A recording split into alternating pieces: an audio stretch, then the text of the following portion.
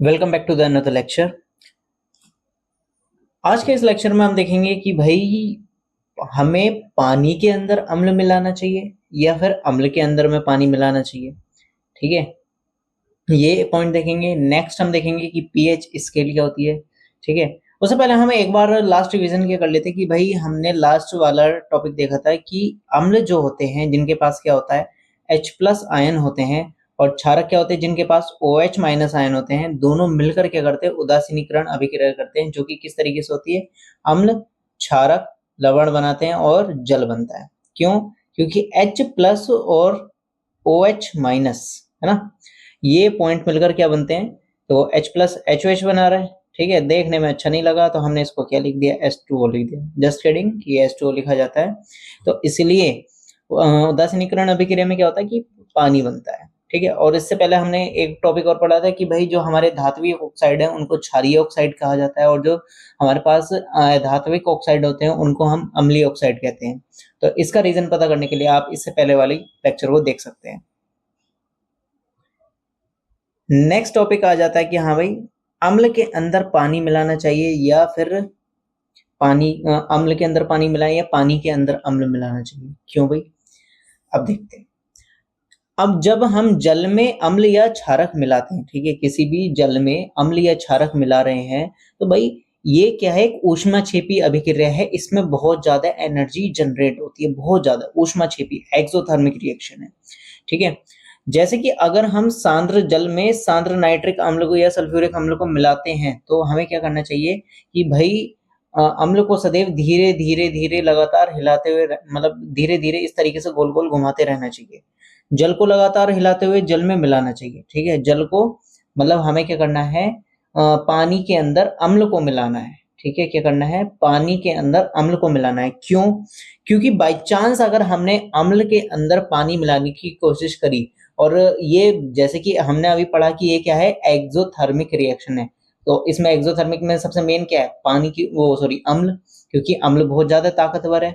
तो भाई अगर जरा सा भी पानी रिएक्ट करा तो वो क्या करेगा, एकदम से उबल के आ जाएगा, एकदम से बाहर आ जाएगा, जिससे हमारे हाथ जलने का खतरा हो सकता है। या फिर जो अगर कांच का हुआ हमारे पास जो बीकर है तो वो टूटने का खतरा हो सकता है। इसलिए हम क्या करते हैं बहुत मतलब पानी के अंदर, बहुत सारे पानी के अंदर हम क्या करते हैं हल्के हल्के बहुत स्लो स्लो में क्या कहते हैं अम्ल डालते हैं, जिससे कि एक साथ पूरा अम्ल ना जाए।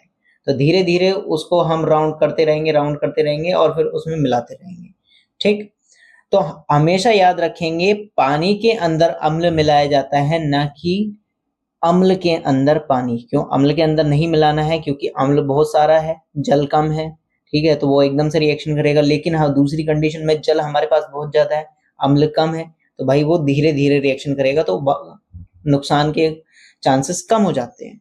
ठीक है, तो एक बार हम इसको रीड आउट कर लेते हैं कि भाई हमें अम्ल को सदैव धीरे धीरे और जल को लगातार हिलाते हुए जल में मिलाना चाहिए, पानी के अंदर मिलाना चाहिए। सांद्र अम्ल में जल मिलाने पर उत्पन्न हुई ऊष्मा के कारण असफलित होकर बाहर आ सकता है। अगर हमने बाई चांस अम्ल के अंदर पानी मिला दिया तो वो क्या है एकदम से क्या करेगा, एकदम से रिएक्शन करेगा और एकदम से उबल के आ जाएगा, बाहर को आ सकता है, जिससे हम जल सकते हैं। या फिर साथ ही अत्यधिक स्थानीय ताप होने के कारण ये प्रयोग में किया जाए तो फिर भाई कांच जो होता है हमारा, अगर बाई चांस वो जो हमारे पास बर्तन है वो कांच के अंदर है तो भाई वो भी क्या है टूट सकता है। ठीक है, सांद्र सल्फ्यूरिक अम्ल में के केन, ठीक है, जो केन होती है और सोडियम हाइड्रोक्साइड की बोतल पर चेतावनी इस तरीके से भाई होती है कि भाई चेतावनी दी जाती है कि भाई हमें क्या करना है। ठीक, अब जैसे हमें पता भी है कि भाई एक मिनट, ये S3 हाइड्रोनियम आयन को बताया कि जब भी हम पानी में जल मिलाते हैं, सॉरी पानी में जल, अरे क्या बोल दिया भाई। ठीक है, जब भी हम जल में अम्ल मिलाते हैं तो वो कौन सा आयन देता है, हाइड्रोनियम आयन देता है। H+ आयन क्यों नहीं देता? क्यों? क्योंकि ये क्या है स्थायी नहीं है। ठीक है, ये स्वतंत्र अवस्था में नहीं रह सकता है, इसलिए ये क्या है कौन से आयन देता है, हाइड्रोनियम आयन देता है, जिससे वो स्वतंत्र अवस्था में रह सके। फिर उसके बाद क्षारक जलीय विलयन में कौन सा आयन देते हैं, OH-। वो तो भाई अपना संत इंसान है, जो है वही देंगे OH- आयन। ठीक, फिर इसके बाद अब हम नेक्स्ट टॉपिक पढ़ेंगे। जैसे हमने शुरुआत में सूचक के बारे में पढ़ा था, अलग अलग तरीके से सूचक पढ़े थे कौन कौन से, जैसे कि कहते हैं हमने फिनोफ्थलीन के बारे में पढ़ा था, हल्दी के बारे में पढ़ा था, ठीक है, मतलब अलग अलग लिटमस पेपर के बारे में पढ़ा था। तो भाई हमने इसी तरीके से अब पढ़ना है पीएच स्केल के बारे में, ठीक है। पीएच स्केल बेसिकली जो है वो डिपेंड होती है, वो निर्भर करती है किस पर, कि किसी यौगिक के अंदर H+ आयन कितने हैं, यानी हाइड्रोजन की पावर कितनी है, ठीक है। तो सर फर्स्ट ऑफ ऑल हम इसको पढ़ते हैं कि भाई हम लास्ट लेक्चर में पढ़ के आए हैं, लास्ट लेक्चर उसमें, कि H+ जो होते हैं, H+ और H- आयनों के विलयन की सांद्रता कम होना और तनुकरण किस तरीके से होता है, ठीक है, और हम उनकी आयनों की संख्या किस तरीके से जान सकते हैं, ये हम करके आए, ठीक। अब बात क्या है, हमारे पास एक स्केल है जो कि क्या है 0 to 14 होती है, ठीक है, एक स्केल होती है ये, ठीक है, 0 to 14 यहां से लेके यहां तक ये, ठीक है। इसके द्वारा अब हम क्या करते हैं, अम्ल और क्षार की पहचान करते हैं। पीएच किसी विलयन में उपस्थित हाइड्रोजन आयन की सांद्रता ज्ञात करने के लिए, यानी हमारे पास विलयन में हाइड्रोजन की सांद्रता कितनी है उसको क्या कहते हैं, तो एक स्केल को विकसित किया गया है जिसको हम क्या कहते हैं, पीएच स्केल कहते हैं। क्या कहते हैं? पीएच स्केल कहते हैं। पीएच स्केल का मतलब ही है पावर ऑफ हाइड्रोजन, ठीक है। क्या है? पावर ऑफ हाइड्रोजन कह सकते हैं एक तरह से हम, ठीक है, हाइड्रोजन, ठीक। अब पीएच में पी जो सूचक है, पी जो होता है जिसे हम पोटेंस कहते हैं, पुसांस, ठीक है, जो कि जर्मन शब्द है जिसका मतलब होता है शक्ति यानी पावर। तो हम एक तरह से पीएच स्केल को क्या कह सकते हैं कि ये क्या करती है, पावर ऑफ हाइड्रोजन होती है, ठीक है। तो बेसिकली इसका काम क्या है कि ये विलयन की अम्लता और क्षारीयता को बताती है कि विलयन अम्ल है या क्षार है, ठीक है। और ये डिपेंड किस पर करती है, विलयन में H+ आयन कितने, किस पर डिपेंड करती है, depends on H+ ions, okay, in solution, यानी विलयन के अंदर कितने H+ आयन उपस्थित हैं उन पर ये डिपेंड करती है, ओके। अब हम देखते हैं भाई क्या होता है। अब जैसे मैंने ये बताया कि पीएच स्केल की जो वैल्यू है वो 0 to 14 होती है, 0 से लेकर 14 तक होती है, ठीक है, हिंदी में बताया मैंने, ठीक। जैसे अब जो कहते हैं 0 to 7 होता है, ठीक है, एक मिनट, जो भाई 0 to 7 नंबर तक शो करता है उसको हम कहते हैं क्या, अम्लीय प्रकृति में आता है, ठीक है। जो 7 पर रहता है, बिल्कुल मतलब 7 रहता है सटीक, तो उसको हम उदासीन, ना तो अम्लीय ना क्षारीय, ना अम्लीय ना क्षारीय। लेकिन जब वो क्या कहते हैं 7 से ऊपर जाती है संख्या, जब हम इसको कैलकुलेट करते हैं, अगर वो 7 से ऊपर जा रही है तो उसको हम क्या कह देंगे, क्षारीय, ठीक है। तो सीधी सी बात याद रखेंगे, 0 to 7 अम्लीय प्रकृति, 0 और 7 to 14 क्षारीय प्रकृति। बेसिक सी बात यह है कि हम पीएच स्केल में, जैसे कि नाम से पता चल रहा है पावर ऑफ हाइड्रोजन, विलयन के अंदर हाइड्रोजन की संख्या देखते हैं कि भाई हाइड्रोजन कम है, वो मतलब हाइड्रोजन कितना है, ठीक। जैसे जैसे हाइड्रोजन की कमी होती जाएगी तो वो 7 की ओर अग्रसर होता जाएगा, यानी जिसमें H+ और OH- आयनों की संख्या बराबर हो जाए, जिसमें H+ और OH- आयनों की संख्या बराबर हो जाए उसको हम कहते हैं उदासीन कंडीशन। ना तो भाई वो कुत्ते वाली बात हो जाती है, ना धोबी का कुत्ता, ना घर का, ना घाट का, ना तो अम्लीय रहेगा ना क्षारीय रहेगा, ठीक। फिर इसके बाद जैसे जैसे H+ आयन और कम होते जाते हैं और OH- आयनों की संख्या ज्यादा होती जाती है तो ये प्रकृति क्या हो जाती है, क्षारीय कहलाती है, ठीक है। तो पीएच स्केल का मतलब पता चल गया। विलयन की सांद्रता को विलयन की अम्लीयता एवं क्षारीयता को प्रदर्शित करने के लिए हम एक स्केल का यूज करते हैं जिसको हम पीएच स्केल कहते हैं। पीएच स्केल का मतलब ही होता है पावर ऑफ हाइड्रोजन। क्या होता है? पावर ऑफ हाइड्रोजन, ठीक है, ये मतलब होता है, इसको याद रखेंगे, ठीक है। अब ये और याद रखेंगे, अगर 7 से कम है, ठीक है, 7 से कम है तो भाई वो क्या है, एसिडिक होगा, 7 के इक्वल है, न्यूट्रल होगा, ठीक। और अगर 7 के बराबर है तो वो क्या, 7 से ज्यादा है, ठीक है, क्या है, 7 से ज्यादा है तो क्या होगा, एल्कलाइन या फिर बेस कह सकते हैं, ठीक है, एल्कलाइन। तो भाई क्लियर है इतना कि भाई अगर 7 से कम है तो वो अम्लीय होगा, 7 से ऊपर है तो वो क्षारीय होगा, ठीक है। अब हमारे पास देखो भाई ये कुछ पॉइंट्स हैं कि भाई एक हमारे पास वर्क है कि जो खाने से पहले लार होती है उसकी पीएच वैल्यू कितनी आती है, रंग कौन सा देते हैं। तो हम एक बार देख लेते हैं ये सब पॉइंट्स, की पॉइंट देखते हैं भाई। वाह, इसको साफ करने में बड़ा मजा आता है। ला ला ला ला ला।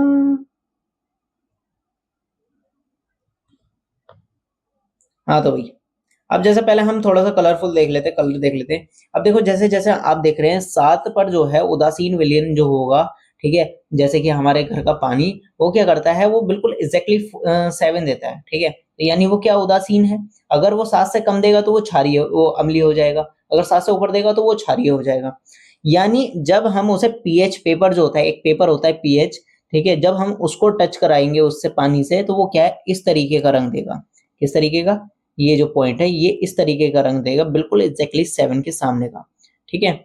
जैसे जैसे वो 7 से कम होता जाएगा उसका कलर लाल की तरफ अग्रसर होता जाएगा, और जैसे जैसे वो क्षार की तरफ होता जाएगा उसका कलर नीले की तरफ अग्रसर होता चला जाएगा, ठीक है। तो यहाँ पर भाई कुछ पॉइंट्स हैं, ठीक। जैसे लार है, खाना खाने से पहले जो लार का रंग होता है, ठीक है, लार का जो रंग होता है वो, सॉरी, हाँ, खाना खाने से पहले लार की जो पीएच वैल्यू होती है वो लगभग होती है लगभग 6.5 के समथिंग, ठीक है। कितनी होती है, 6.5। अब ये 7 से नीचे है तो यानी क्या है, ये एसिडिक है, ठीक है। क्या है, एसिडिक है, ठीक।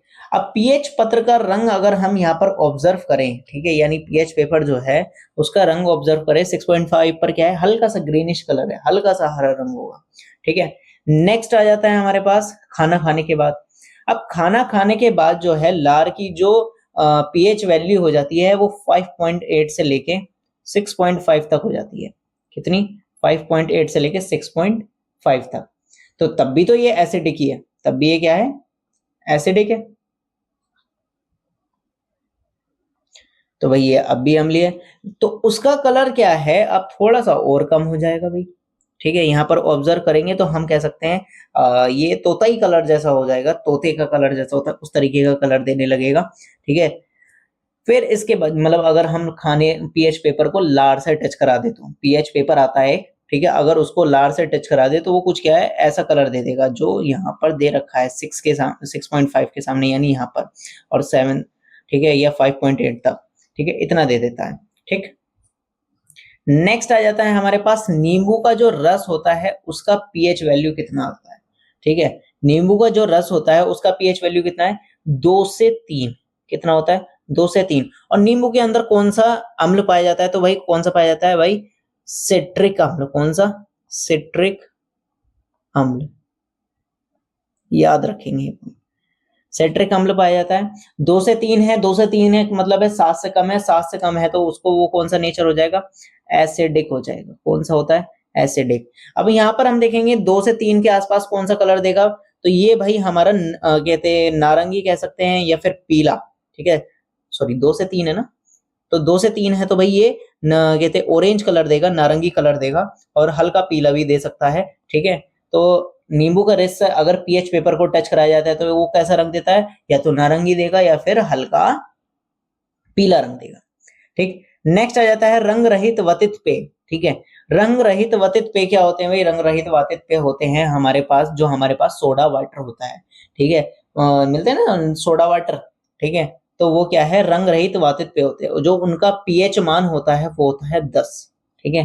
कितना होता है, 10, ठीक। तो हम यहाँ पर वो 10 है तो यानी ये 7 से ऊपर है, 10 7 से ऊपर का मतलब है ये क्या है, एल्कलाइन है, यानी बेस है।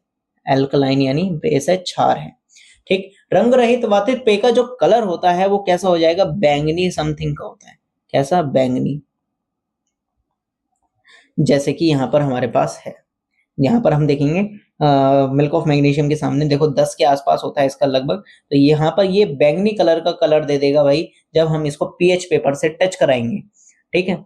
नेक्स्ट आ जाता है हमारे पास गाजर का रस। गाजर के रस का जो पीएच वैल्यू होता है वो लगभग होता है कितना, 6.7 से लेके 7.02 तक, 6.17 से लेके 7.02 तक, ठीक है। यानी ये लगभग क्या है, मोस्ट ऑफ द केसेस में, ठीक है, मोस्ट ऑफ द केस में हम कह सकते हैं लगभग एसिडिक होता है। एसिडिक होता है और कलर कौन सा देगा, कलर देगा हल्का हरा। कौन सा, हल्का हरा, जैसे कि यहाँ पर हमारे पास ये कलर दे रखा है, ये वाला कलर देगा 6 पॉइंट यहाँ पर है ना, एक मिनट, 6.17 से लेके 7 तक होता है, तो यानी ये क्या है, हल्का हरा रंग देगा गाजर का रस। कॉफी, कॉफी को देखते हैं भाई, कॉफी क्या होती है, कॉफी जो कि हम पीते हैं, कॉफी होती है एसिडिक। क्यों, क्योंकि ये भाई पीएच वैल्यू जो होती है इसकी होती है 5, ठीक है, एसिडिक होती है, यानी अगर हम ज्यादा कॉफी पीते हैं हमारे शरीर के अंदर बढ़ जाती है एसिड की मात्रा। उसको पूरा करने के लिए हम क्या करते हैं, हमारा शरीर क्या करता है, हमारे शरीर उदासीन बनाने के लिए क्या करेगा, हड्डियों से एल्कलाइन लेना बनाना शुरू कर देगा, जिससे हमारी हड्डियां कमजोर होती है। इसलिए कहते हैं चाय और कॉफी से दूर रहो, याद रहेगी बात। चाय और कॉफी के लिए डॉक्टर क्यों मना करता है, कैल्शियम की कमी हो जाती है। कैसे, कि भाई चाय और कॉफी पीने से एसिड बढ़ता है शरीर के अंदर, एसिडिक नेचर हो जाता है। अब हमारा शरीर ऐसा है कि खुद को ठीक करने का काम करता है, तो वो क्या करेगा, एसिड को क्या न्यूट्रलाइज करने के लिए बेस बनाएगा, यानी एल्कलाइन बनाएगा। एल्कलाइन कहां से मिलता है, उसे कैल्शियम से, हड्डियों से मिलता है। ओके, तो इसलिए भाई चाय कॉफी बंद, चाय कॉफी बंद, मतलब नहीं पीनी है। फिर इसके बाद आ जाता है टमाटर का रस, ठीक है। टमाटर के रस के अंदर क्या होता है, टमाटर का रस जो होता है वो बना हुआ होता है ऑक्जेलिक एसिड से। कौन सा, ऑक्जेलिक एसिड, ऑक्जेलिक,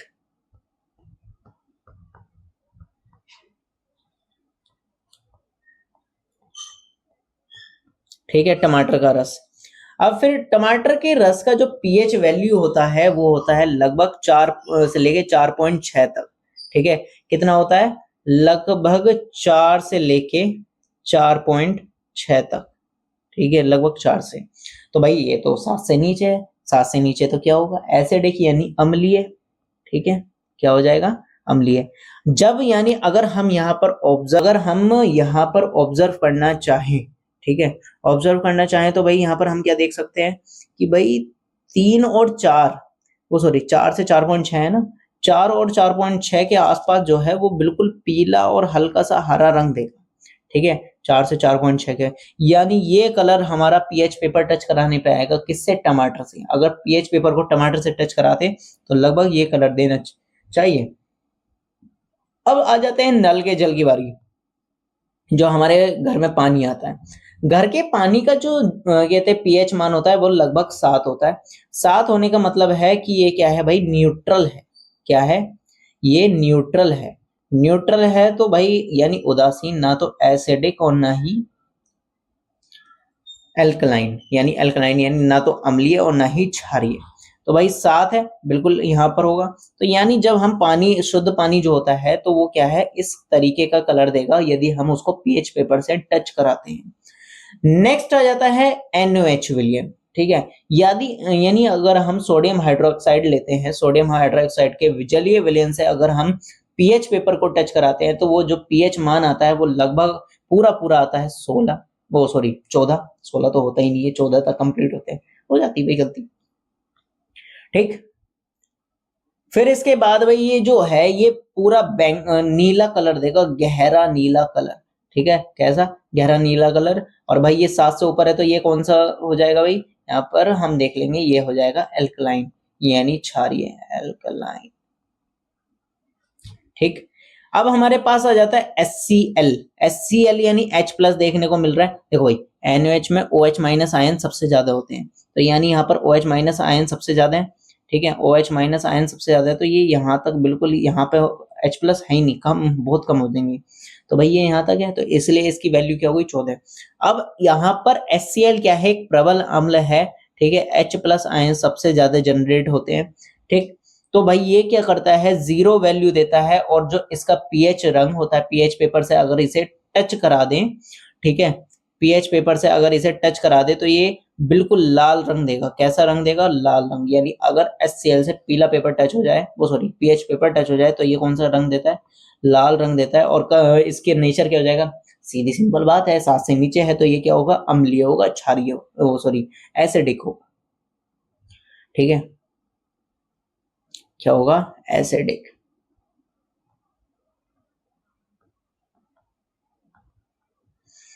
तो इस तरीके से हमने सारे के सारे जितने भी हमारे पास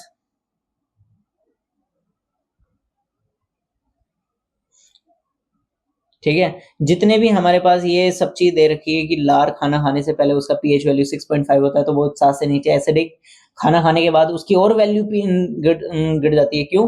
क्योंकि लार जनरेट करती है और ज्यादा एसिड जिससे हमारा खाना पच सके, तो वो 5.8 तक पहुंच जाता है। ठीक है, तो ये क्या है, ये भी एसिडिक। नींबू के अंदर क्या होता है, सिट्रिक एसिड पाया जाता है और इसकी पीएच वैल्यू 2 से 3 होती है। ठीक है, लगभग ऑरेंज कलर देता है और इसका नेचर क्या हो जाएगा, 7 से नीचे तो एसिडिक। रंग रहित वातित पेय जो होते हैं इनकी पीएच वैल्यू होती है 10। ठीक है, और ये क्या है, एल्कलाइन हो गए भाई, 7 से ऊपर है तो ये क्षारीय हो जाएंगे यानी एल्कलाइन। ठीक है, और कौन सा कलर देंगे, लगभग बैंगनी। गाजर का रस जो होता है, गाजर का रस 6.1 से 7.02 तक शो करता है, लगभग क्या है, ये एसिडिक है यानी हल्का सा ग्रीनिश कलर देगा। कॉफी चाय जो होती है उनका जो पीएच वैल्यू लगभग 5 के बराबर होता है यानी ये भी क्या है, एसिडिक है। ठीक है, टमाटर का रस जो होता है वो क्या है, 4 से 4.6 तक पीएच वैल्यू देता है, एसिडिक है। नल का जल जो होता है जो वो 7 के अराउंड देता है। ठीक है, तो 7 के आसपास बिल्कुल न्यूट्रल माना जाएगा। अगर वो 7 से नीचे दे दे यानी 6.9, 6.8 या 6.7 तो वो क्या हो जाएगा, अम्लीय हो जाएगा। यदि 7.1, 7.2, 7.3 दे दे तो वो क्या हो जाएगा, क्षारीय हो जाएगा। अगर बिल्कुल एग्जैक्ट वैल्यू आती है 7 तो वो क्या हो जाएगा, न्यूट्रल हो जाएगा। 1 मोलर अगर NaOH है तो भाई वो क्या करता है, उसके अंदर H प्लस आयन बहुत ज्यादा कम होते हैं जिसकी वजह से उसकी पीएच वैल्यू क्या है, 14 है। कितनी है, 14 है। ठीक है, और उसका जो रंग होगा वो क्या हो जाएगा, गहरा नीला। और नेचर तो हमें पता ही है भाई, 7 से ऊपर है तो वो क्या हो जाएगा, क्षारीय यानी एल्कलाइन। फिर वन कहते हैं लास्ट आ जाता है बट नॉट द लीस्ट कि हमारे पास HCl है। ठीक है, HCl 1 मोलर HCl की जो वैल्यू होती है इसमें भाई जो हाइड्रोजन आयन है वो प्रचुर मात्रा में, ठीक है, प्रचुर मात्रा में है तो इसका मतलब ये क्या है, एसिडिक है, इसकी पीएच वैल्यू 0 होती है। ठीक,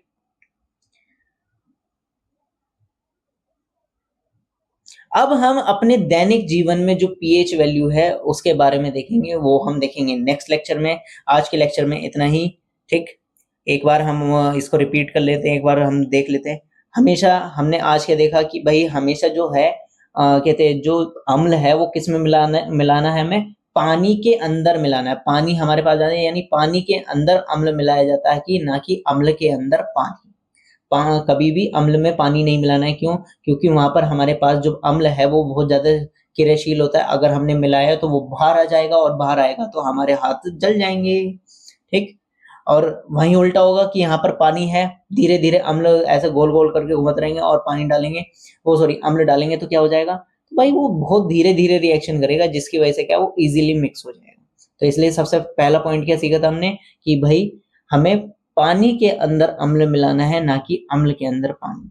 फिर उसके बाद हमने जैसे और सूचक के बारे में पढ़ा है कि भाई और सूचक होते हैं जैसे फिनोल्फ्थालीन, मेथिल ऑरेंज, लिटमस पेपर। तो इसी तरीके से अब हमारे पास एक पीएच स्केल भी आ जाती है जो कि हाइड्रोजन आयन के आधार पर, ठीक है, किसके आधार पर, हाइड्रोजन आयन के आधार पर क्या बताती है कि भाई विलयन अम्लीय है या फिर क्षारीय। ठीक है, क्या बताती है कि विलयन अम्लीय है या फिर क्षारीय। और पीएच की फुल फॉर्म क्या होती है, पावर ऑफ हाइड्रोजन। ठीक है, पावर ऑफ हाइड्रोजन आयन क्या होती है, पीएच की value power of hydrogen ion. तो अगर पीएच वैल्यू 7 से कम आती है, ठीक है, अगर पीएच वैल्यू 7 से कम आती है तो वो क्या है, अम्लीय होता है। अगर 7 से अधिक आती है तो वो क्या होता है, क्षारीय होता है। ठीक है, जैसे इसमें देखा है। अब देखो भाई जहां पर H प्लस आयन सबसे ज्यादा होंगे उसकी पीएच वैल्यू उतनी ही कम होगी यानी 0 के लगभग होगी। जैसे जैसे वो कम होते जाएंगे, OH माइनस आयन बढ़ते जाएंगे, वैसे वैसे क्या है वो कम ताकतवर होते जाएगा।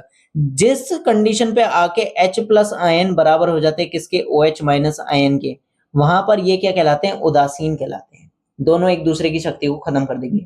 अब यहाँ पर OH माइनस आयनों की संख्या बढ़ती जा रही है और H प्लस आयनों की संख्या घटती जा रही है। ठीक है, तो ये कौन सी प्रकृति कहलाती है, ये प्रकृति कहलाती है क्षारीय प्रकृति। फिर हमने यहाँ पर कुछ हमने कहते यौगिकों के या फिर तत्वों के, विलयनों के हमने यहाँ पर पीएच मान के बारे में डिस्कस किया है जो कि आप देख सकते हैं। ठीक, इससे नेक्स्ट लेक्चर में हम देखेंगे हमारे दैनिक जीवन में पीएच वैल्यू का क्या महत्व है। Okay, goodbye, see you, Tata.